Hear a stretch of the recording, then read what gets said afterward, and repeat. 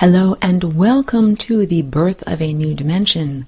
My name is Aurora, and for the next hour, I will be guiding your consciousness down a journey as we learn to understand more about the intersection of the brow and the crown chakra. This is the idea of balancing these two energy centers within our own non-physical body, our energy body, or our light body, and how that relates to changes in Earth surface human culture. So to begin, this is an energetic anatomy lesson. I would like to give you the understanding that we have these chakras, or whirling energy vortices, that are interspersed throughout our physical presence and also surrounding our physical presence. So you live within a very large energy field. It is made of light or vibration or tone. However, it is not the type of energy that is perceived with your 5 physical senses. So your non-physical energy body is perceived with your non-physical perception. And this is your inner eye, the eye of perception. And that is part of the aspect of anatomy that we will be learning about today. So the first thing is to understand that just in the same way that a tornado or a water spout, or I'm trying to think of something else that whirls and twirls. These objects are made by nothing more than the action of the substance whirling and twirling. So your chakras are made of pure energy. They are made of a non-physical substrate. They are made of time and consciousness and awareness, of probabilities and possibilities. So your non-physical body, again, is not something that we perceive with the physical eye. It is something that we perceive with the non-physical eye. Your chakras are shaped like a donut or like a torus, and actually each chakra is shaped like 2 tori, and I have some pictures if you would like to access them. You can go to the Birth of a New Dimension Twitter feed, which is available on the UCY FRL homepage, and click on any of the artwork that I have shown there. Chakras are shaped like 2 tori at 90-degree angles, and they are made of nothing more than energy swirling amidst itself. So this is self-organizing energy, and you have 7 major chakras of your body. However, they are not all the same. They are nested proportionally. So this means that the red chakra, which corresponds to the physical level of reality, is always going to be the largest of the proportions, and going up the spectrum into orange, yellow, green, blue, indigo, and violet, the wavelengths become shorter and shorter and shorter until we reach the violet or crown chakra. And this is the connection to source. And we could also call source the 0th dimension if you have tuned in on other weeks when I've spoken about how we build the dimensions. And the 0th dimension is also AKA the singularity. It is what happens when you take the stretchy fabric of space, time, and consciousness and you stretch it in infinite amount.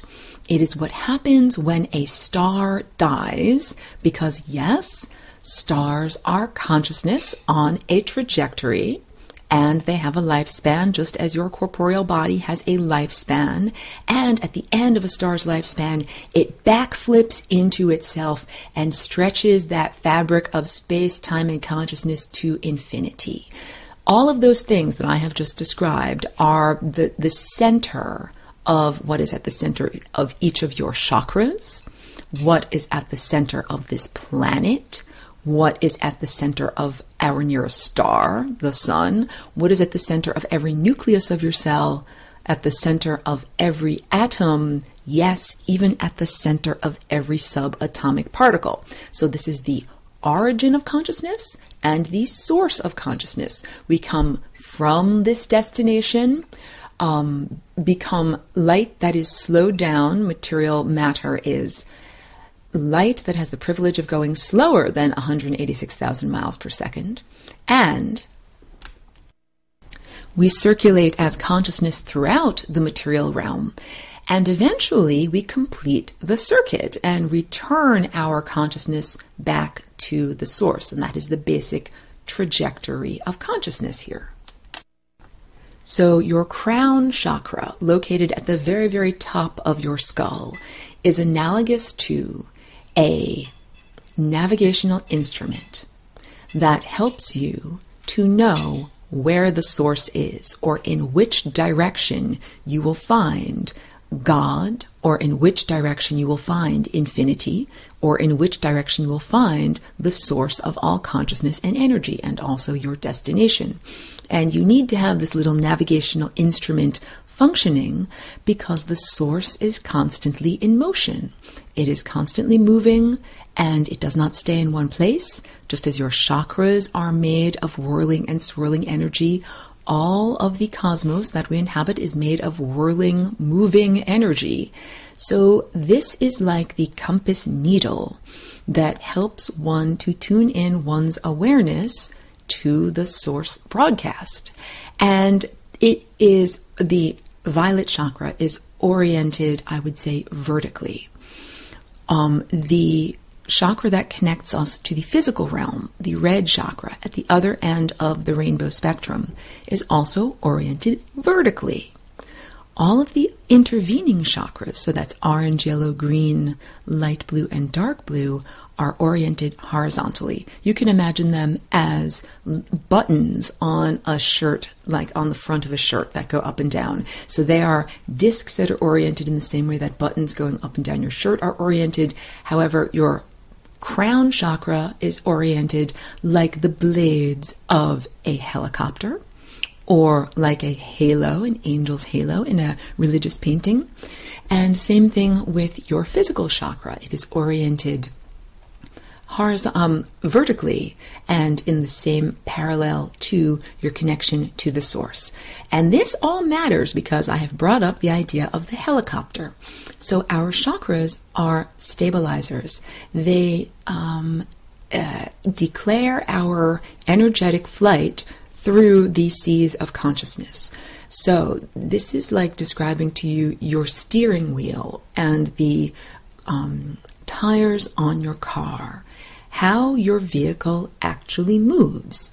So how do you move through time? How does your consciousness and your awareness move through time?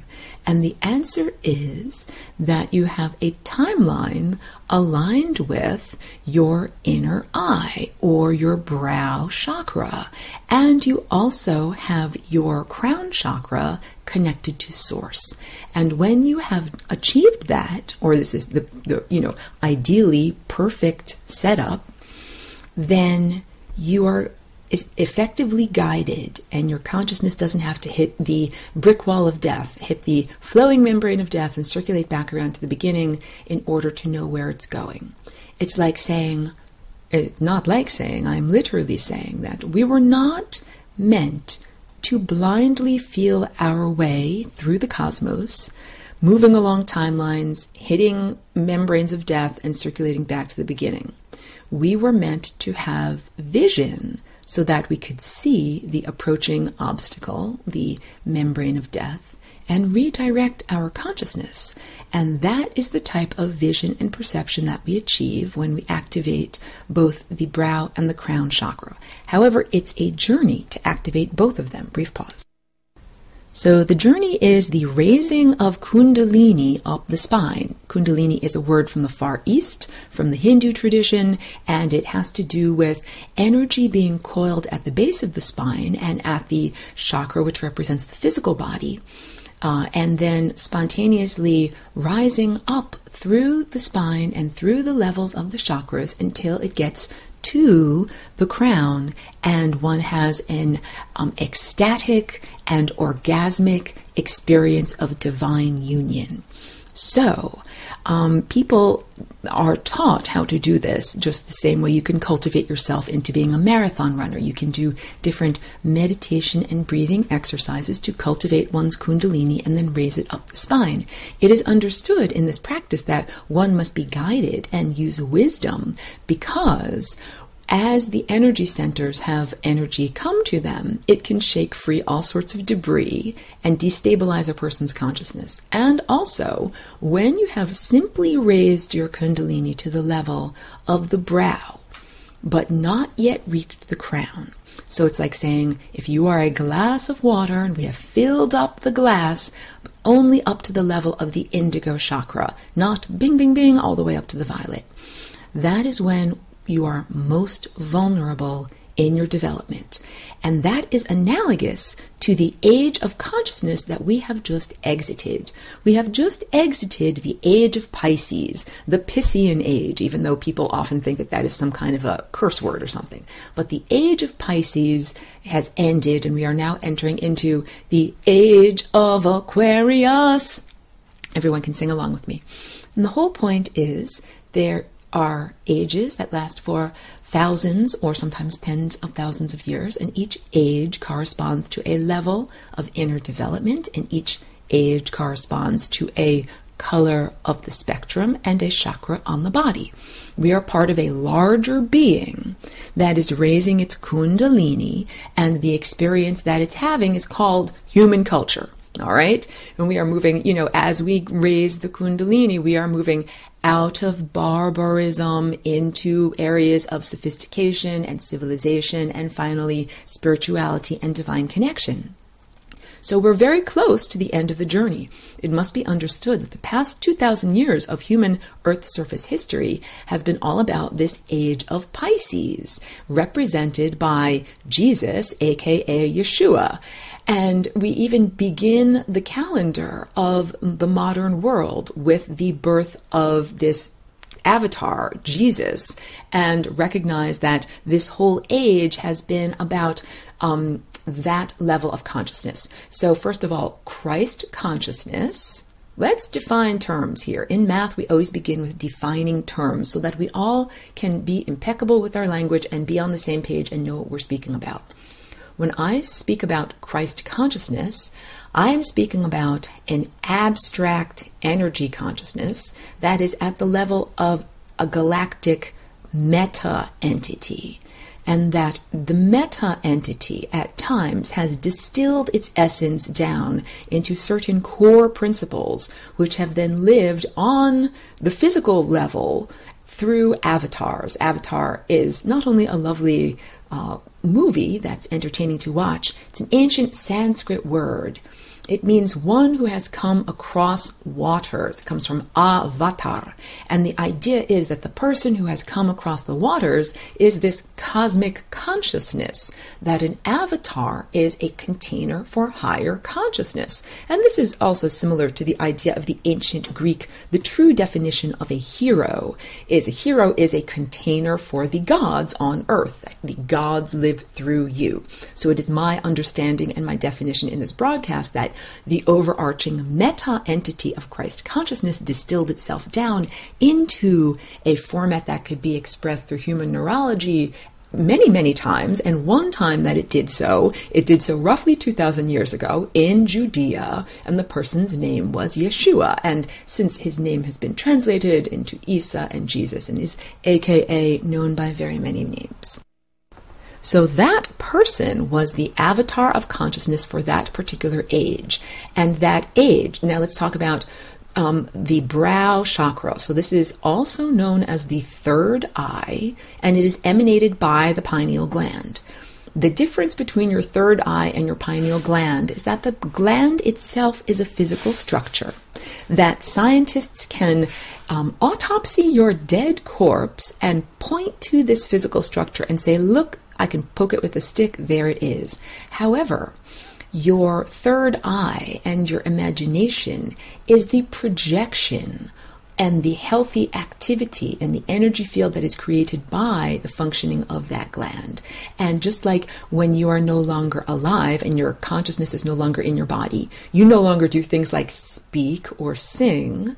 You also, even though we can still see your vocal cords existed, your pineal gland no longer emanates when you are no longer in your body and alive. So therefore, your third eye cannot be dissected after death. It is literally an energy field, a non-physical presence that is emanated from your body. So it resides at the level of the brow, and it is very intimately partnered with the violet chakra. And this is like saying your heart and your lungs are an organ system that are both partnered very closely. So your brow chakra is meant to be guided by your crown chakra.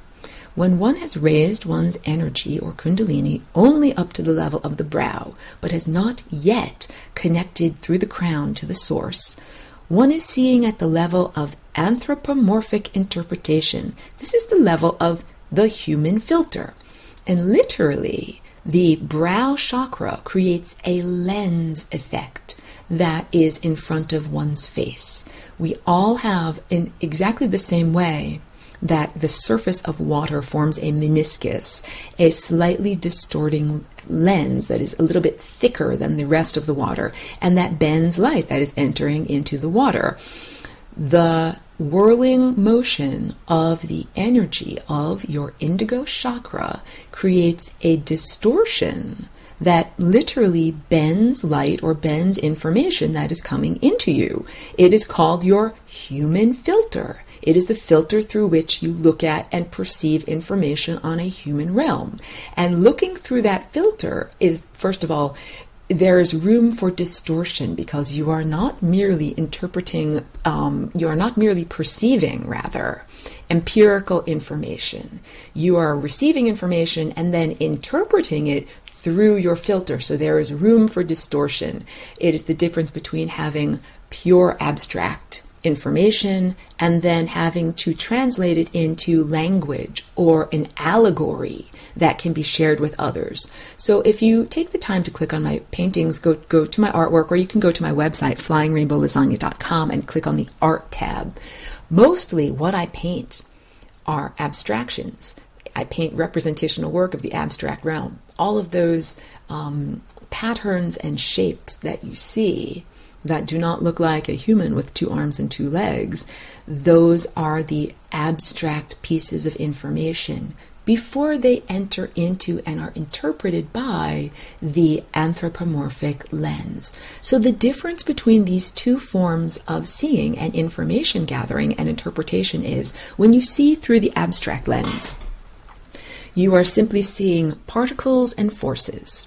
You are seeing we could call it a grid or a matrix or an arrangement of timelines and possibilities and probabilities, and then sparks of awareness that travel along those timelines and are affected by the flowing energy currents that shape those timelines. That's abstraction. It's like saying the needle of awareness is on this song, on this record, and that is what's happening. When we actually apply the human filter, we feel feelings about what is happening. We say, this person, has just jumped out of a boat and they're in crocodile-infested water. That is very different than saying particle A is occupying this space on this timeline. The description of a person being imperiled and jumping out of a boat like that gives you feelings because you identify with that person's journey, because you are interpreting it through your human experience. So the human filter is built through or formed through your own human experience. When you look through the human filter at someone else who is of the same format as you see them as quote-unquote the same. When you look through your human filter at someone who has a different format than you see them as quote-unquote other. And other could mean, oh, you're a feline, or you're a canine, or you're a giant redwood tree, or you're a giant blue whale, or you're a galaxy. If you're looking through your anthropomorphic filter, then unless the other person matches your filter, you will see the other person as being something different, or perhaps even alien. So we're going to bring this all around to birth of a new dimension and preparing human surface consciousness on Earth for meeting and greeting extraterrestrial and extra-dimensional beings. First, you need to know about your anthropomorphic filter, because this has everything to do with how you are interpreting the abstractions, abstract energy presences and consciousnesses that are presenting themselves to you for interaction. We are submerged within a sea of ourselves. And self, when I define that here, I am not speaking about your ego or your temporal self.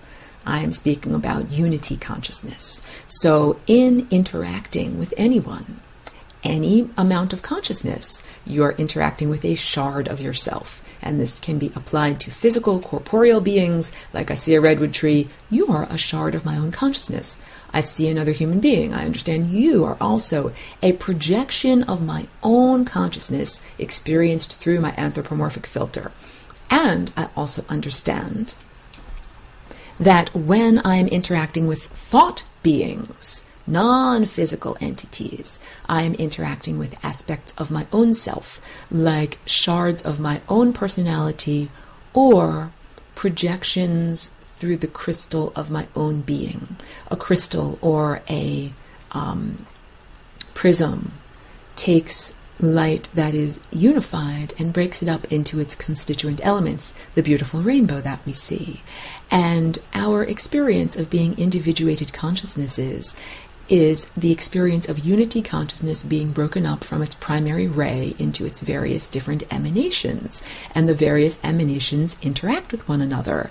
If you do science, then here's a beautiful science way of understanding it. Richard Feynman was a very interesting and out-of-the-box theoretical physicist from the 1950s, and he theorized that perhaps we are all one photon that continually is emanated from the source or the Big Bang, goes around, has experiences in reality, and then reverses its course and walks backward in its own footsteps and goes back to the beginning and then has another experience. And that each one of our own consciousnesses, our individuated consciousnesses, is nothing more than the next chapter of the photon's journey, and that we are all continually embroidering and re-embroidering reality with this journey forward and backwards through time. If we look at the world through that level of interpretation, any consciousness being that we interact with, corporeal or non-corporeal, is an aspect of our own consciousness, and we are doing it for the purpose of learning and mutual uplift and mutual refinement. So now we can talk about understanding abstract presences and how people look at otherworldly beings when they interpret them.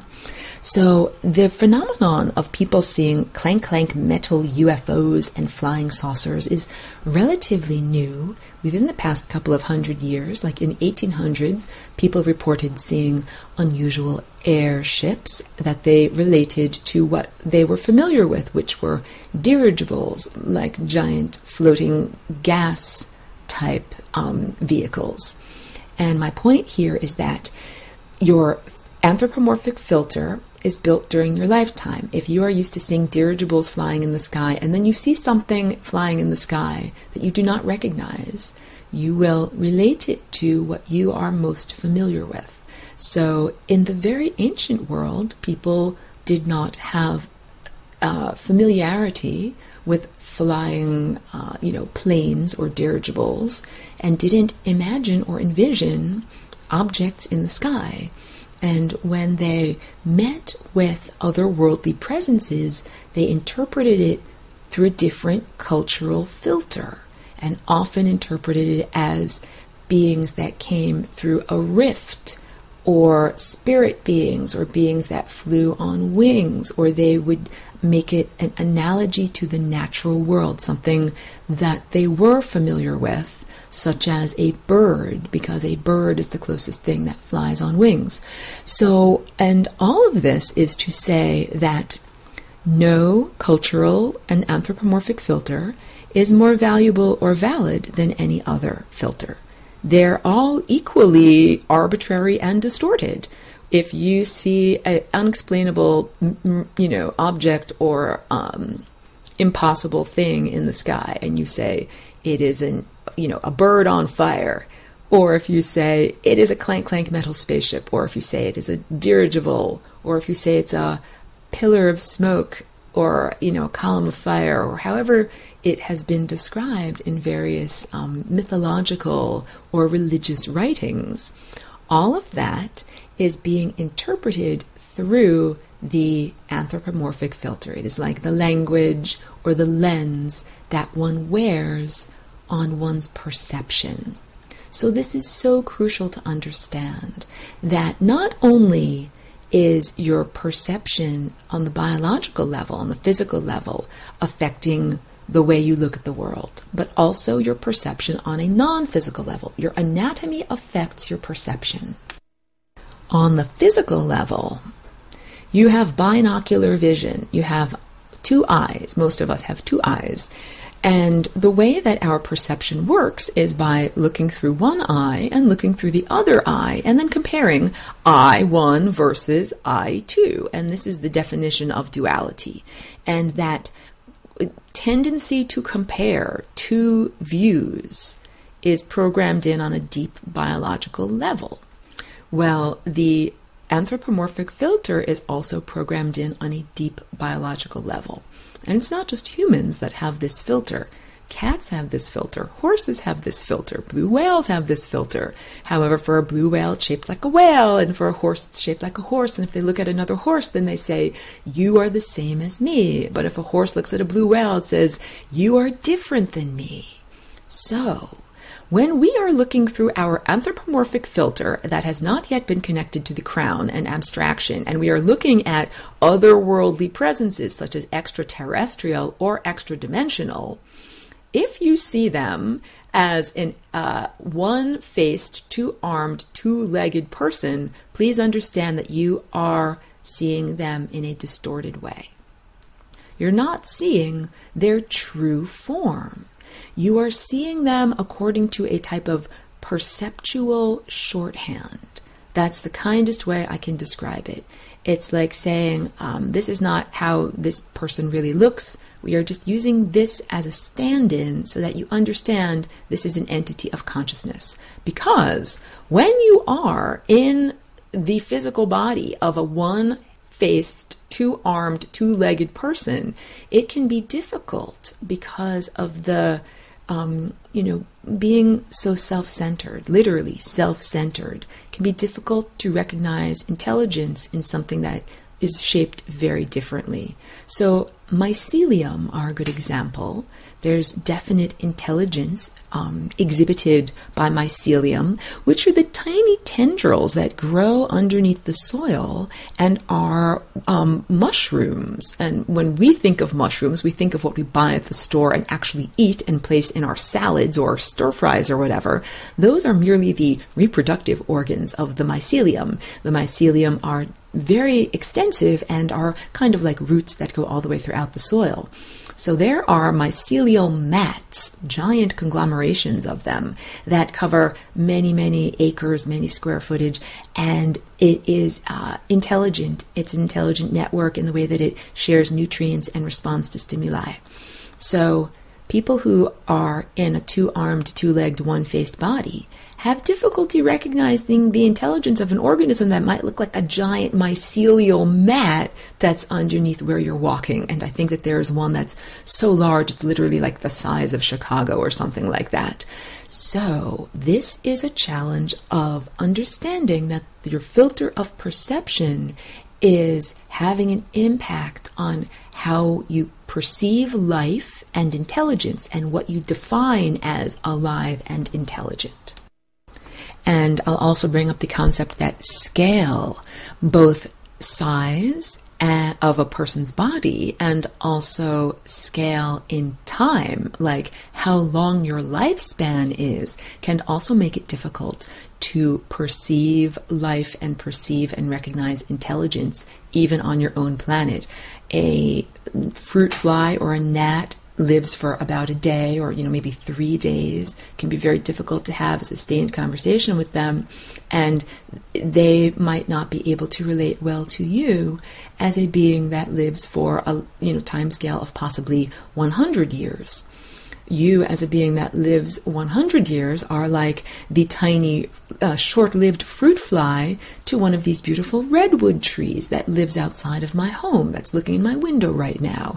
My life is so frenetically paced to that tree. Sometimes it just kind of smiles and shakes its head like, oh, humans, you're always running around, running.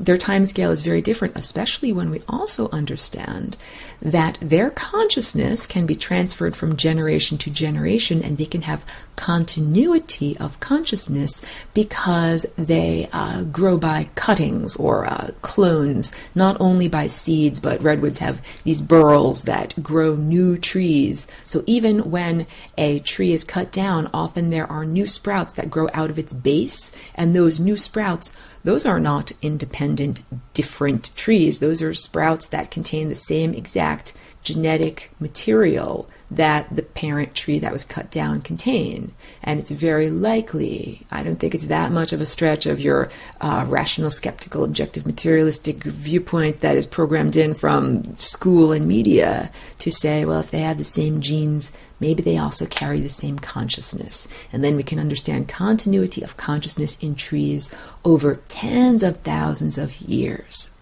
So it can be difficult to have a conversation with a being whose time scale can literally be 10,000 years, and you're only here 100 years if you're lucky. So scale matters, and we'll also talk about scale of intelligence or neural connectivity. We are living within a meta entity, and the prefix meta meaning overarching. So this is a galaxy-sized entity, and even the galaxy that we are in itself is more analogous to an organ or a cell or a structure within the totality, is not the totality itself. It is absolutely so large and so complex that it is difficult to conceive of it when you're within the limitations of a human scale neurology. So if your organic computer, your brain, let's say arbitrarily that it has 10,000 connections, and that's a whole lot, right? Well, let's say that the galactic meta-entity has 10 trillion connections, and a being of 10,000 connections has difficulty even conceiving of what it would be like to be a being of 10 trillion connections. And then we begin to understand why the filter of interpretation exists. Because everything is having to be translated from its empirical form into a form that can be understood by the temporal viewpoint of that organism in that body in that time and place. So a fruit fly is going to have a different viewpoint of the world than will a human, than will a redwood. And part of that is because of the biology of the container that you're wearing, and part of it is because of the culture within which you're submerged. Think about this. I do this sometimes. Okay, if you have garbage, I used to have a garbage can that had like a lid, and I would put a bunch of, fruit peelings or whatever in there at night, and then in the morning open up the lid to throw away coffee grounds, and out comes a cloud of these tiny little fruit flies, and they've all been breeding in that garbage can overnight. Their entire existence has been darkness and that environment. They've never seen the sun. They've never seen the rest of the kitchen. As soon as I open up that container, they are, it's like their entire world expands. And I used to be very like, let's not kill them. Let's just let them live in peace. They have a right to live and everything like that. And, eventually I had to learn to kill them because they are pests and they will really get into everything. So at a certain point, I started swatting them. And the ones that had newly emerged had never been swatted before. They were easy targets. Swat, swat, swat. And I got them very easily. All right. The next time that I tried to do it, that I opened the container, they swarmed out and I tried to swat them, they all flew away because they learned when you fly out of the container, you have to fly away. This is to say that fruit fly culture evolved. It evolved in a day. They learned as a collective from their experience. The individual experience also affects the individual filter. So if a person has had a trauma in their life or something bad has happened to their body, that also affects the non-physical filter through which you look at reality. So it is like saying if you have a traumatic experience or a rape or something like that, then people who have that experience tend to look through that filter and expect that to happen again. So if you've been in a car accident and you're driving down the road, you think, oh, maybe that bad thing that happened in the past will happen again. All right? This matters because on this broadcast and elsewhere, I've spoken extensively about the antediluvian sophisticated worldwide telepathic and galactic civilization that human culture used to be pre-flood, antediluvian. We're talking about 12,000 years or more ago. And what happened and the fall of consciousness, the change and degradation in the genetic structure, the change in where humans receive their nourishment from, going from being light eaters to being eaters of physical objects, and also the plunge into barbaric culture, the idea that it is a kill or be killed world and that one must fight for survival. All of that was a very traumatic plunge. It was not a slow descent, and the loss was very great. And so you could say that Earth's surface human culture carries that trauma on its cultural lens in the same way that a person who has been traumatized by rape or a car accident in their individual life carries that trauma. So, but just like anything, any bad thing that happened in the past, you can retrieve your soul. You can go back, you can heal what was harmed and return to wholeness the shards that were left behind in time. That is what healing is. When there is a trauma like something bad that happened or a violation, there's a bifurcation of the energy and some energy is left behind. And real healing is what happens when you go back to where the energy was left behind and reclaim it. You recollect it, you get it back. And you can think of it as like reeling in a fishing line, reeling in energy tendrils, or scooping it up or inhaling it. It is what healing really is. It means a return to wholeness. And what we are doing on this galactic journey of consciousness, the meta entity, is returning itself to wholeness. This is what the teaching really is, that we are all shards of a much larger consciousness that has been split up and is now out here interacting with one another. So when we interact with extraterrestrial or extra-dimensional beings, we are meeting shards of ourself, and we are interpreting it through our anthropomorphic filter, and the purpose of the interaction is for both shards to learn and the entire consciousness here, soup, all of this soup, to be refined back to unity consciousness. And this matters because there are a lot of questions about who are we interacting with? What do they look like? And then also, what is their agenda? What is their value system? Brief pause. I went to a higher consciousness conference at Mount Shasta this past weekend. Had met lovely people, and I had a wonderful opportunity to speak with people about my journey of being a walk-in and about, the extraterrestrial and extra-dimensional aspects of my consciousness. And people asked some lovely questions that, I got to articulate things that are usually inside and unspoken I got to speak about, and that is making me want to share a little bit of that here. And sometimes people would like to know, the origin of my consciousness is not a point in space. If you want to say, where are you from? And you want to know either a star system or a planet or a place that you can point to in space. First of all, the very question is coming from your anthropomorphic filter. The question is coming from the viewpoint of a person who is submerged in space and submerged in time. My consciousness is an abstraction. And so it's not a physical place. I am part of a collective, and this collective is a group mind. However, I understand when I use those words that it often has a negative emotional connotation in Earth surface culture. Same thing if I use the word hive mind, because there is the sense of fear of the loss of individuality, and people have experienced totalitarianism. In the 20th century, there have been times when government said, I'm going to control everything that you do and everything that you think. And there is even deep trauma that goes back to Atlantis during the time of the fall, when human consciousness was totally enslaved and everyone was told exactly what to do and exactly what to think. So it is not necessarily considered a positive or a beneficial setup to a lot of people here in this time and place to say that you belong to a group mind. Let me then qualify it and tell you more about it. The collective that I am a part of is like a symphony. In order to get into a symphony, you have to be a very well-trained musician, you have to know your instrument, you have to know your music, and you have to audition and get in and be accepted. That is what it is like. All of the consciousnesses that are a part of this collective are beings that have a certain value system.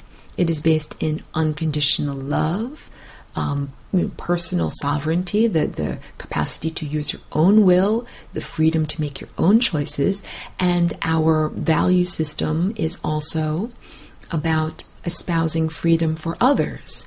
So it's not just saying like, I'm free to do whatever I want to do and, like, screw you if it steps on your toes. No, it's not like that at all. It's espousing freedom for ourselves and for the totality. So that it also can help you understand what will inform where we travel, and the places that we choose to go to are places where we have an opportunity to increase freedom. So it is a traveling collective, which is why it is also not efficacious to ask where, if my origin is a physical place. I've been many physical places. We have traveled through many different star systems, and it is the trajectory of consciousness that I speak about. And also, the fuel for our journey is unconditional love.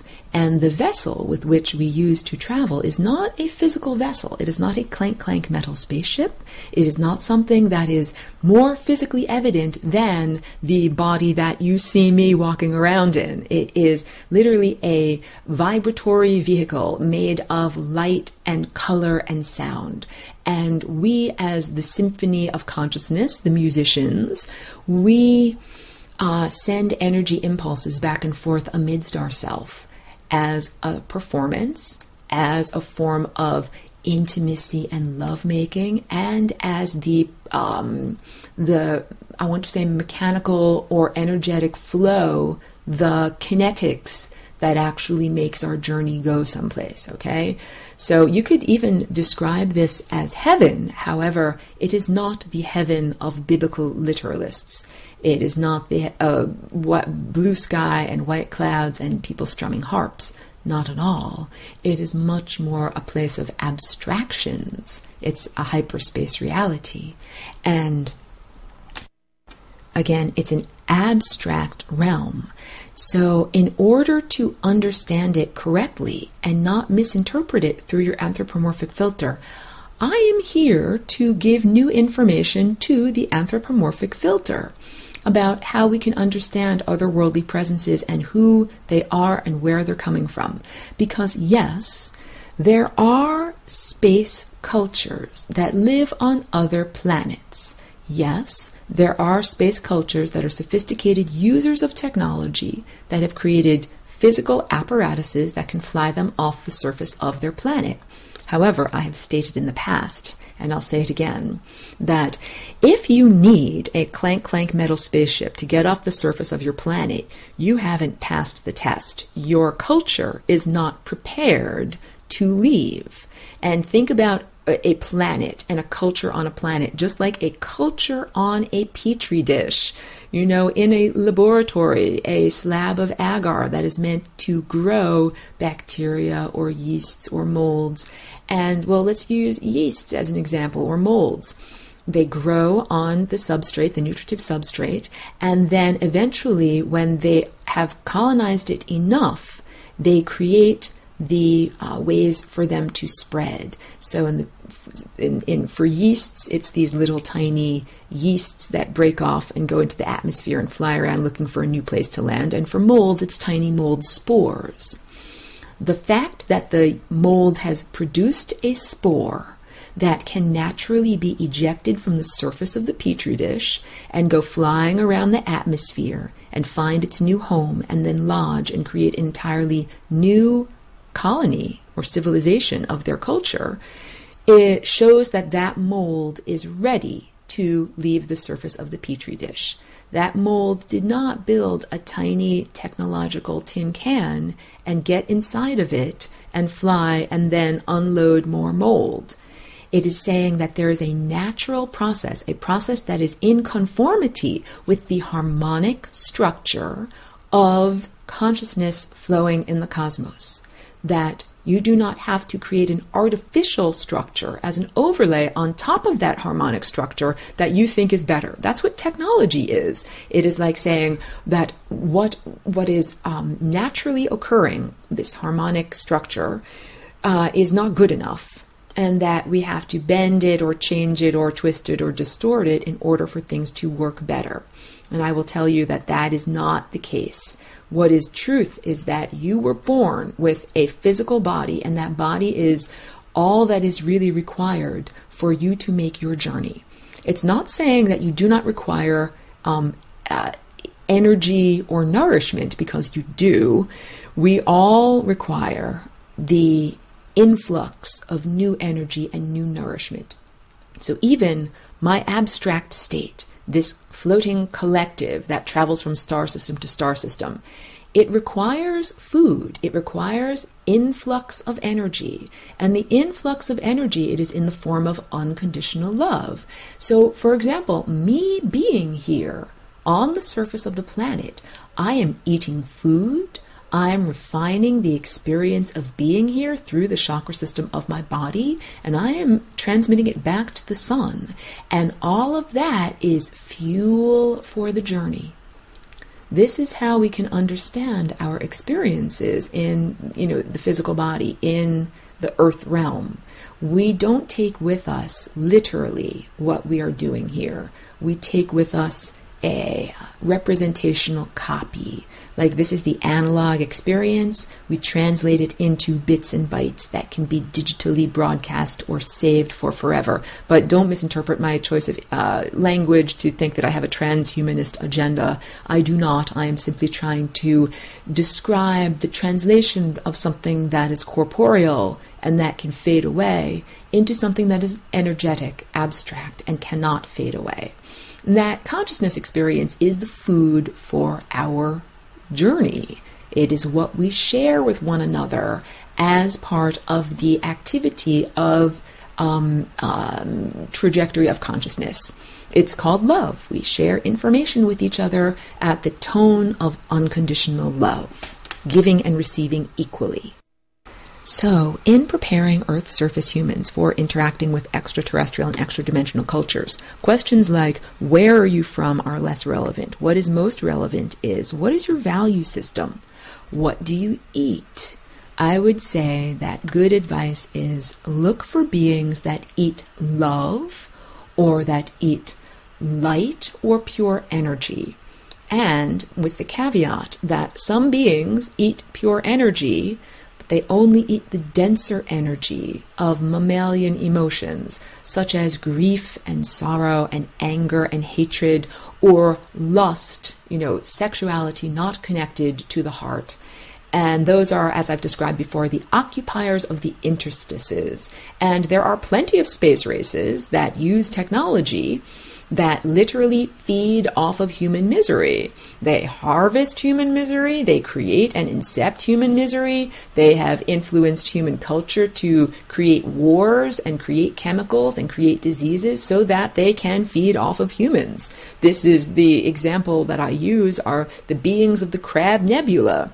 They are beings who did not die well. This is like the myth of the ancient Egyptians or the ancient Japanese. If you do not die well, you end up being a hungry ghost in the afterlife. And that is what happened to this whole civilization. They now orbit around a neutron star, and they are semi-corporeal beings who didn't make it back to source.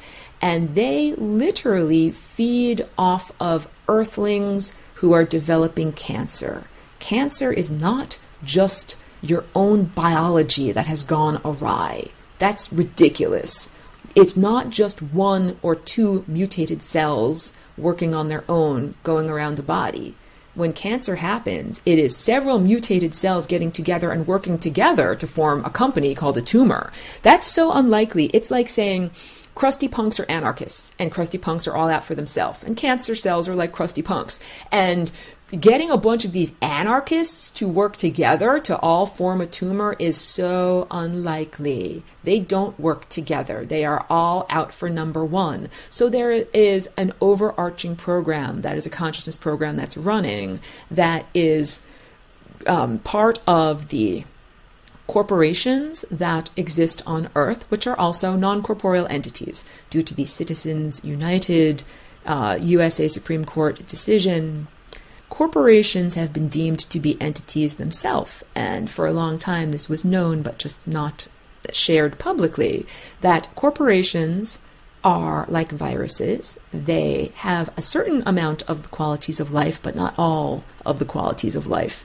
And in order to, like a virus needs a host to consume food and to reproduce, a corporation requires physical beings to consume its products and be its shareholders. However, the corporation is not beholden in any way to the people that consume its products, or the country where it's based, or the planet where it's based. It is only beholden to its shareholders. So corporations create chemicals and also negative vibrations, some of the electromagnetic pollution that exists right now. And those pollutions create the optimum conditions for cancer and tumors to form.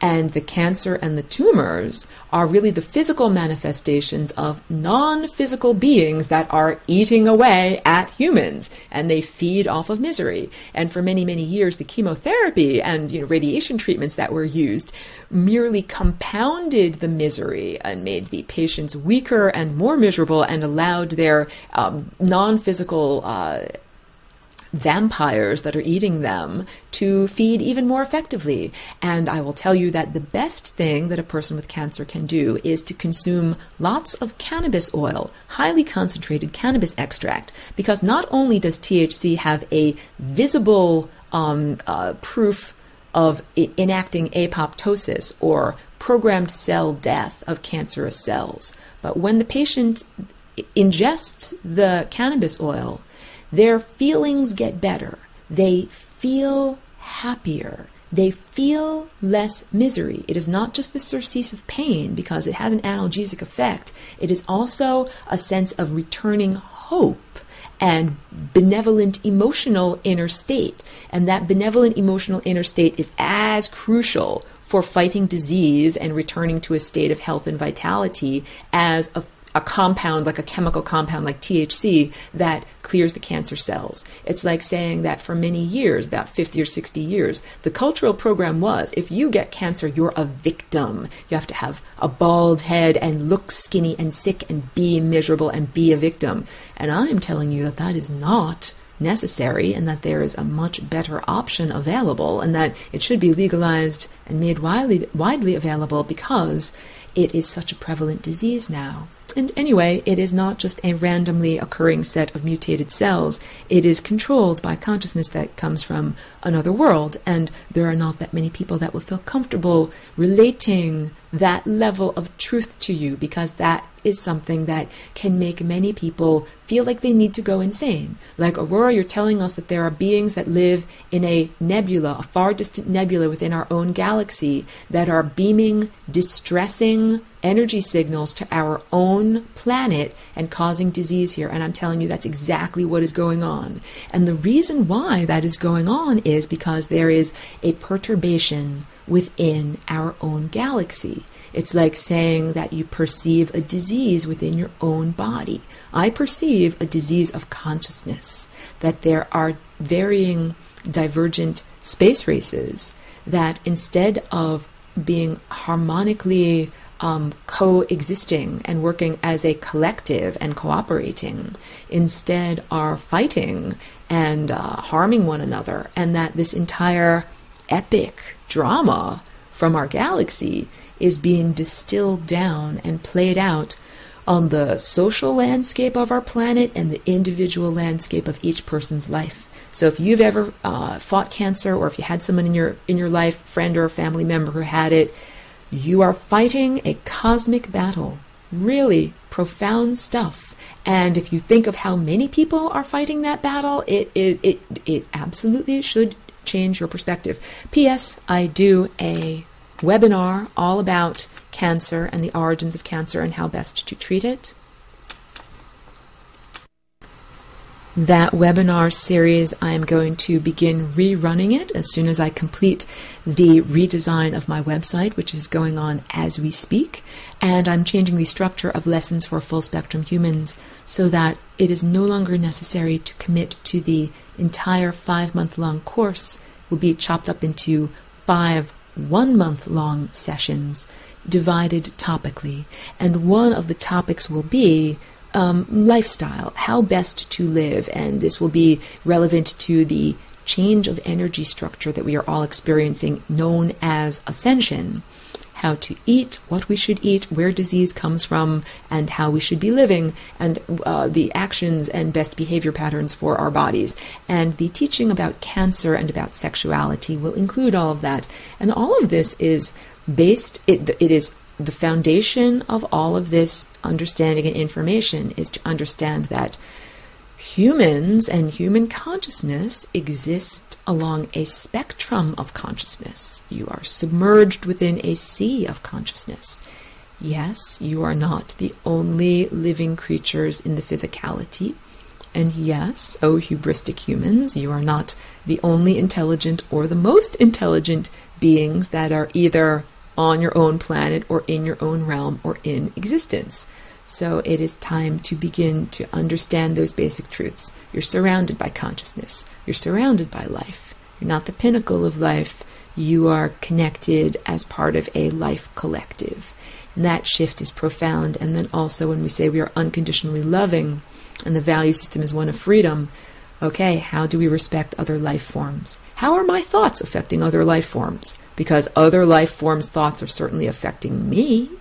Once we begin to understand how interconnected we are on a telepathic level, we begin to take more ethical responsibility for what we emanate. Thank you for being with me on this journey.